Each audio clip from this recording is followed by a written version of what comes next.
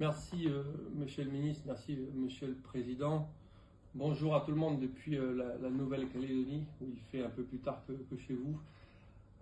Monsieur le ministre, j'ai quelques questions concernant la Nouvelle-Calédonie. Tout d'abord, je voudrais dire que je partage tout à fait l'orientation qui est la vôtre sur la création de valeur. Je crois que c'est la meilleure solution pour lutter contre la vie chère, c'est de donner du travail et du travail bien rémunéré à nos ressortissants. Dans ce cadre, j'ai trois questions précises à vous poser. Votre projet de loi Industrie verte, je tiens à vous inciter à intégrer la Nouvelle-Calédonie dans ce projet, puisque, comme vous en avez parlé tout à l'heure, nous avons un quart des ressources mondiales de nickel, et que le prix de notre énergie aujourd'hui, qui est au fioul, rend notre filière peu compétitive. Et donc nous sommes en train de passer à une énergie carbonée vers des énergies renouvelables pour alimenter nos usines de nickel, et je crois que l'accompagnement de l'État sera nécessaire sur le sujet. Le deuxième point que je voulais voir avec vous, c'était le financement bancaire. Aujourd'hui, les taux d'intérêt remontent en Europe et la Banque centrale européenne et la Banque de France diminuent les liquidités pour baisser l'inflation. Or, en Nouvelle-Calédonie, depuis les trois référendums, nous avons perdu 10% de notre population. C'est comme si la France métropolitaine avait perdu 6 millions d'habitants et 6 millions qui consomment, qui payent de l'impôt. Donc aujourd'hui, nous avons besoin vraiment d'un refinancement des banques en Nouvelle-Calédonie, de la baisse des taux d'intérêt pour que l'investissement reprenne et que la création d'emplois reprenne également. Donc il y a une contradiction avec la politique monétaire qui est menée aujourd'hui en Europe et en France métropolitaine sur laquelle il faudrait intervenir. Le troisième point, c'est la question de la défiscalisation. Je voudrais tout d'abord remercier, le contribuable métropolitain pour l'accompagnement qu'il fournit aux territoires ultramarins et à leur développement. Deux, remercier l'Assemblée nationale et mes collègues qui ont prolongé la défiscalisation dans les Outre-mer jusqu'en 2029. Je sais qu'il y a une mission de l'IGF qui est menée actuellement pour retravailler les dispositifs de défiscalisation que nous avons prolongés. Je vous demande si cette mission peut venir en Nouvelle-Calédonie, puisque nous avons des spécificités bien particulières sur les questions de défiscalisation, et il serait bon qu'ils viennent nous écouter et comprendre comment ça fonctionne ici également.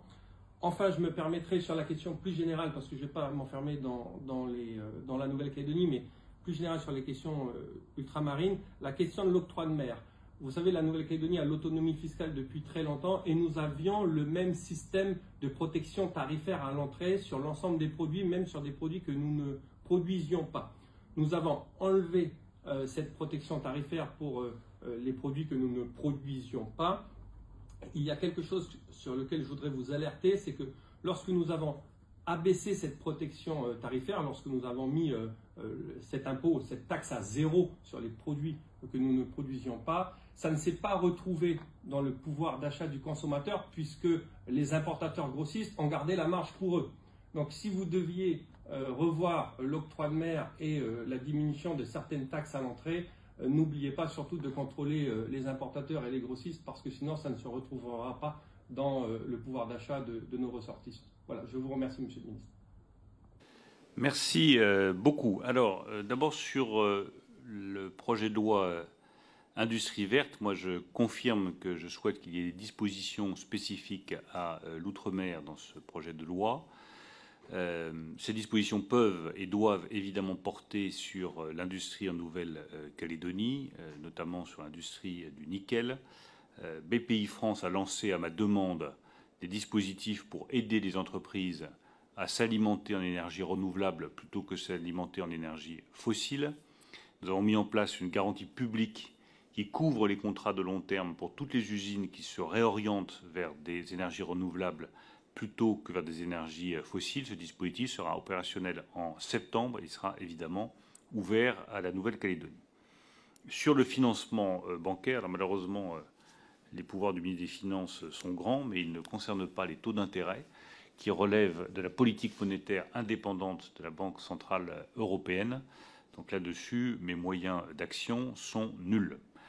En revanche, je voudrais rebondir sur une remarque que vous avez faite qui est très importante sur la baisse de population.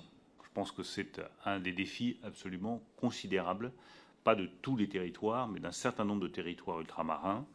C'est vrai en Martinique, 4000 personnes en moins par an. C'est un vrai sujet de préoccupation. Des jeunes qui partent en se disant qu'ils vont faire leur avenir ailleurs. Il faut impérativement, pour ça, créer des emplois qualifiés, bien rémunérés et des perspectives économiques dans ces territoires.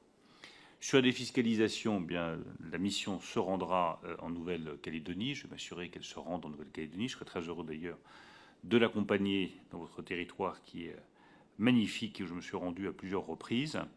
Enfin, sur l'octroi de mer, vous soulignez un point qui est très important, qui fait que j'ai toujours été très réservé sur les baisses de taux de TVA sur les prix à la consommation, pour une simple et bonne raison, c'est qu'en général, ça ne finit jamais dans la poche du consommateur.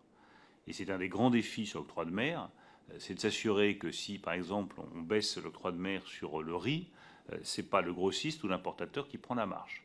Donc ça doit faire partie impérativement de nos réflexions.